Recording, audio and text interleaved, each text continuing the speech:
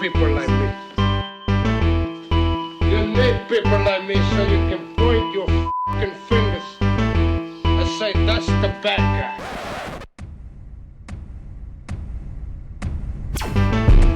That's the bad guy. That's the bad guy. That's the bad guy. That's the bad guy.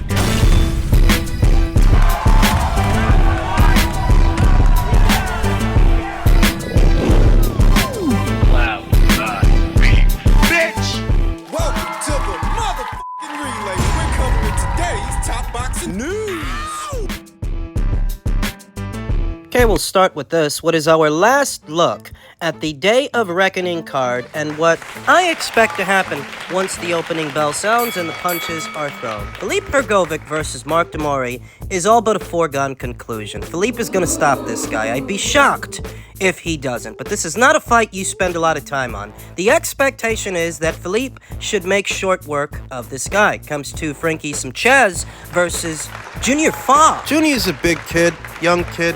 He got stopped by Lucas Brown, who was in his early 40s. Frankie has more than one way of fighting a fight. In previous instances, he's had the look of a pure boxer, boxing from the outside, 1 and 2 punches at a time, setting the other man up. But in recent fights, he's been stepping into his shots and showing a bit more aggression, a bit more spite. I think he's gonna stop Junior. I think it'll take him a couple of rounds, but I think he's gonna knock him out. We then come to the battle of the unbeatens. Unbeaten Arslanbek Makhmudov versus unbeaten Agit Kabayel, a guy who's been flying low on the radar for years now, but still a capable fighter, a capable boxer. Agit Kabayel, he's not big on power like Arslanbek Makhmudov. He's big on boxing. His bread and butter is his movement, his combinations mid-range to inside. That's what this guy is, a moving target. How does the fight play out? It's hard to say, which is what makes it intriguing. I saw Arslanbek Makhmudov's fight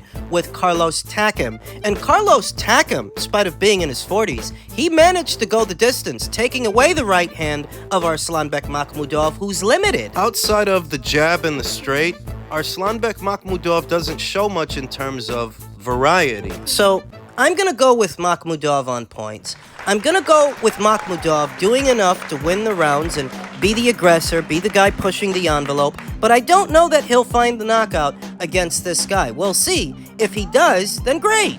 Moving on to Jai Opataya versus Ellis Zorro.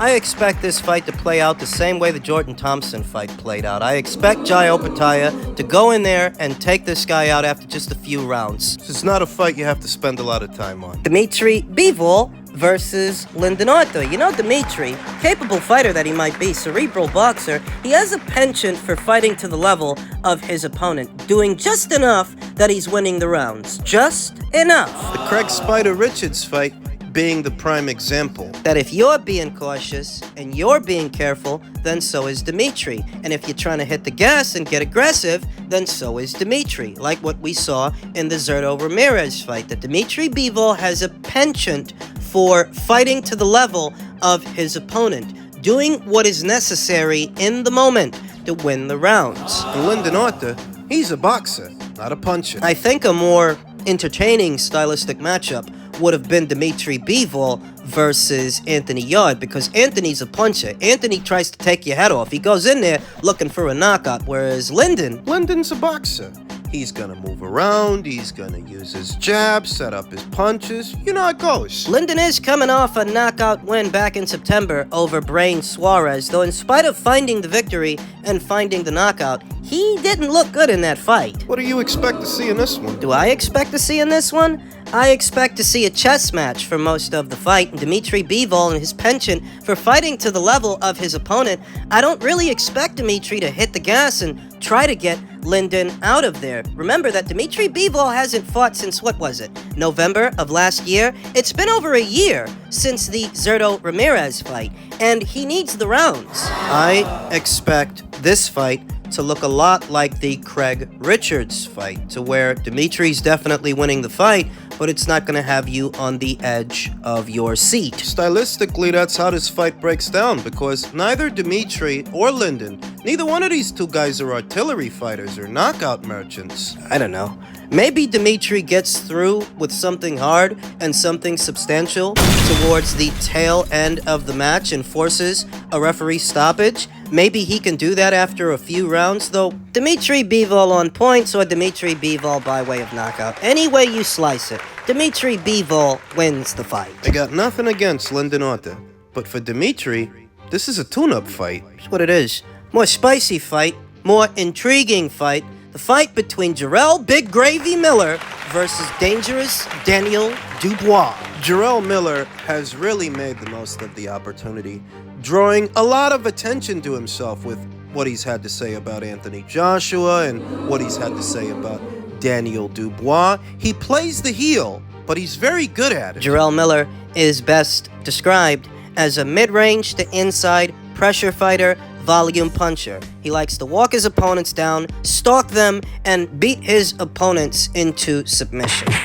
Jarrell Miller doesn't have the same snap on his punches that, say, Deontay Wilder has, or Anthony Joshua. Jarrell Miller doesn't have one-hitter-quitter power. He beats you up through accumulation of punches.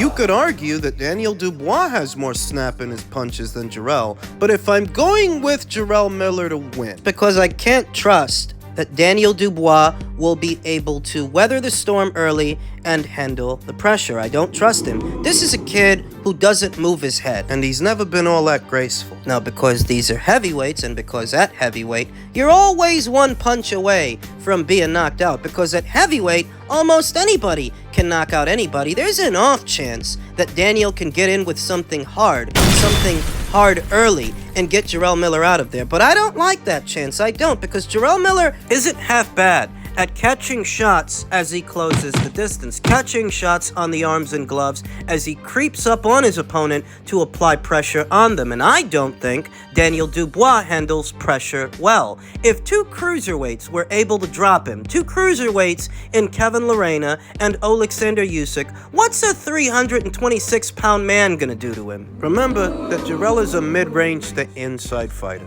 a close quarters fighter. I don't think he's going to give Daniel enough room to really drive his punches. He's gonna smother him. Whereas mid-range to inside for Jarrell, that's his sweet spot. That's where he wants to be. I don't think Daniel has the legs, the maneuvering ability to maneuver around that kind of fighter to where you don't get drawn into a war as soon as the other guy wants one. What's interesting is that in some ways this is a step up in class for Jarrell Miller, if you can believe that. It's the best name on Jarrell Miller's resume. Lucas Brown, who was in his early 40s. Fred Cossie. This is a step up. But if I'm going with Jarrell, it's not because of how great Jarrell Miller is, it's because of how great Daniel Dubois isn't. He can't handle pressure. So it's either Daniel Dubois clips him early while he still has snap on his punches, or Jarrell Miller wears him down, wears him out, and takes him out late. And I tend to lean towards the latter more than the former. I think Daniel's gonna capitulate. He's gonna give out.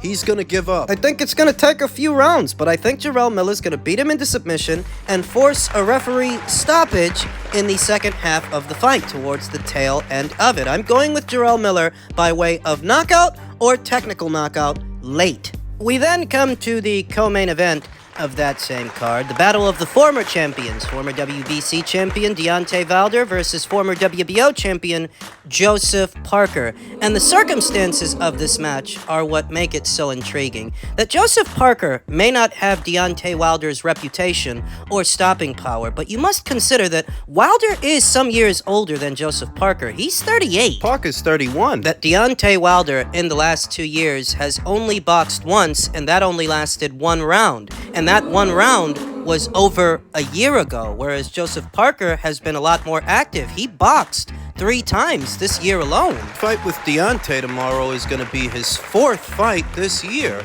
And the relevance of that to the conversation is that not only is Joseph Parker the younger, fresher fighter, but he ain't got no ring rust to shake off. So he's going to be as sharp as he can be. But what about Wilder? Think about the corner situation. It's not that I think Malik Scotch is a bad trainer. It's that him and Deontay, they're old buddies. They go way back. And the relationship between them isn't necessarily fighter and trainer so much as old buddies. I don't feel like the relationship between them is the fighter adhering to the trainer's counsel, the trainer's advice. I feel like Wilder needed a trainer, and he figured, fuck it, why not just hire my old buddy Malik Scott? Whereas Joseph Parker with Andy Lee, I feel like he's got the better corner. Andy Lee, who says the strategy to fight Deontay Wilder is to fight fire with fire. Let your hands go. We expect Joseph Parker to knock Deontay Wilder out. And as strange as that might sound to some, that is the right strategy. That is what you have to do. You don't want to hang back and give Deontay enough room, real estate, and time to get off the big right hand. You want to force him back and force him to fight. It sounds like Andy Lee wants to replicate his cousin Tyson Fury's performance against Wilder with Joseph Parker. Because that's what won Tyson Fury the fight with Deontay, was crowding him, forcing him to fight, forcing him onto his back foot, tiring him out. After those two systematic beatings to Tyson Fury, you do have to wonder where Deontay Wilder's punch resistance is, because fights like that, they tend to leave a fighter changed. They take something away from a fighter that they can never get back. And we don't really know if Deontay Wilder still has it, because the last time we saw him, the fight only lasted one round. Robert Helenius never got the chance to test his chin, leaving unanswered questions that make this fight a very intriguing matchup. Though if I'm going with Deontay Wilder to win over Joseph Parker, it's because even if Andy Lee has the right idea, and even if Joseph Parker has one or two things working for him in this match, you have to trust that Joseph doesn't get caught. That he doesn't get caught by that right hand. 12 rounds. 36 minutes. In fighting fire with fire, as Andy Lee put it, he could get caught. He could get caught by a big right hand coming in. Now, maybe Deontay Wilder gets off to a rocky start, a rough start, and Joseph Parker is winning the early rounds. Wilder's been in that situation before, several times. I think that after a few rounds and after a few punches land, Wilder's gonna wake up, he's gonna feel right at home, and he will land the big right hand. Now, Joseph Parker, he's got a reputation for having a chin, for having good punch resistance. Yeah, Joe Joyce stopped him, but look at how many punches Joe Joyce had to land to finally stop him. Wilder doesn't throw that many punches in a round. Thus, I see a situation that's tell-them age in a Deontay Wilder fight, to where maybe he's down on the cards and maybe he's losing, but he pulls that right hand out of his back pocket as Joseph Parker is opening up and looking to crowd him, and he catches him. He nails him. Now, a part of me wants to roll the dice and go with Joseph Parker to deliver, go with Joseph Parker to win. But Parker's been accused of not having the killer instincts that some of his contemporaries have. And even if he's going into this fight with the right strategy, the right game plan, I don't trust Joseph that much. Recalling Joseph Parker's last outing against Simon Keane on the undercard of Fury versus Ngannou, Joseph looked good in that fight. He looked fast, he looked sharp, he looked strong. But I noticed that in spots, he was getting touched by Simon Keane's right hand here and there. And if Simon Keane can touch you with his right, Deontay can touch you with his right. So I'm gonna go with Deontay Wilder to land big right hand and score a knockout. It's not the ballsiest pick, but it is the safe one.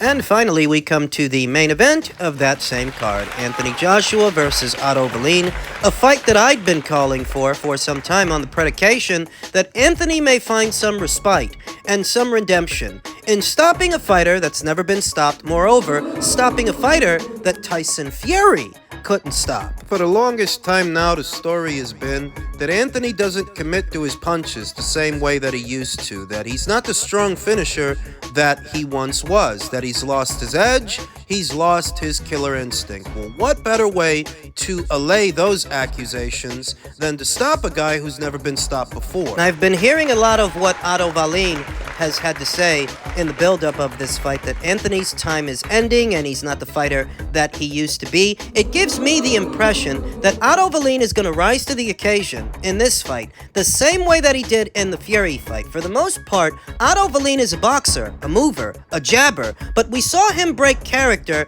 in the Tyson Fury fight, likely due to the occasion. And I think tomorrow he's going to do the same thing. I think he wants to knock out Anthony Joshua, and he may end up getting himself knocked out in the process. If he boxes and jabs and uses the ring, I see him losing a points decision. But if he tries to come forward and step into his punches, if he tries to take it to Anthony Joshua, he's gonna walk into a big right hand. He's a southpaw, and a strong right hand just so happens to be the southpaw killer, a strong right hand like the one Anthony landed on Robert Helenius earlier this year. I will admit that I wasn't too crazy about how Anthony looked against Robert Helenius or Jermaine Franklin before him. He's looked better. A few discrepancies aside, those fights served their purpose. Anthony Joshua's intention was to be busier the way he was busier early on in his career, to sharpen him up, sharpen his killer instincts. He's already boxed 2 times this year, and this will be his 3rd fight. And I think he's gonna show it.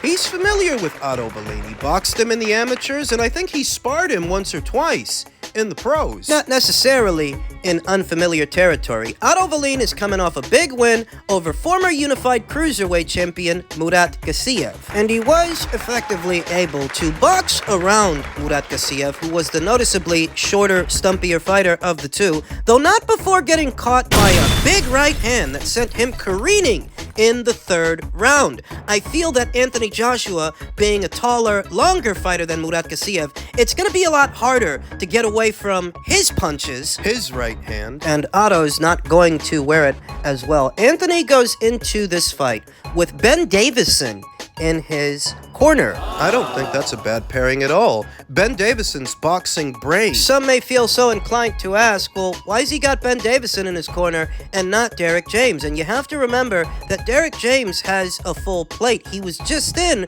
Ryan Garcia's corner. This fight, this Day of Reckoning card is impromptu, and I think most people don't realize that in many ways the card was put together on short notice. Thus, perhaps Derek couldn't be in Anthony's corner because he was preoccupied with his other fighters. Thus, Ben Davison is standing in, and I like the pairing. I like the partnership. I think Ben Davison could be beneficial. His corner advice and his insights, I mean, look at what he's done for Lee Wood. I see a situation to where if Otto stays in character, boxes off the back foot, moves lateral, stays behind his jab, and uses the ring, he loses a points decision. That's what I see. If he doesn't, and he breaks character, like he did with Tyson Fury, and he decides to go for the gusto and step into his punches, go for the knockout, he's gonna get himself knocked out. That's what I think. I think Anthony Joshua wants to send the division a message. Seems to have been on edge. The majority of the buildup of this fight surrounded by his detractors and his critics, Jarrell Miller, Deontay Wilder, Dev Sani. I think he wants to remind people who the landlord is. Thus, I have Anthony Joshua knocking out Otto Wallin the same way he knocked out Robert Helenius before him. He might have to work for it, but he's gonna get it. He's gonna get the knockout.